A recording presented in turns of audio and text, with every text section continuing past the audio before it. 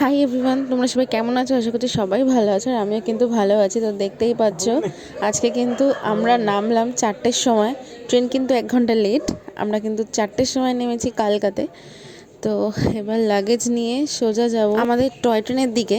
আমাদের টয় ট্রেনটা কিন্তু শিবালিক ডিউলাক্স এক্সপ্রেস। তো চলো, এই দেখো দুজনে মিলে ট্রলি নিয়ে এবার যাচ্ছি। অতটা ঠান্ডা নেই, বাট মানে অ্যাভারেজ আর কি। তো চলো যাওয়া যাক। এবার সিমলা নেমে বলতে পারবো যে কীরকম ঠান্ডা লাগছে। তো এই দেখো আমরা এখন যাচ্ছি। আমাদের কিন্তু 6 নম্বর কাউন্টারে শিবালিক দাঁড়িয়েছে। তো চলো যাওয়া যাক। এই দেখো সুব্রত কিন্তু আগে আগে যাচ্ছে, কারণ ও গিয়ে আবার সিট নাম্বার খুঁজবে। তো চলো ভেতরে ঢুকে তোমাদের সঙ্গে শেয়ার করব ভেতরটা কীরকম। তো দেখো আমাদের ট্রেন কিন্তু ছেড়ে দিয়েছে।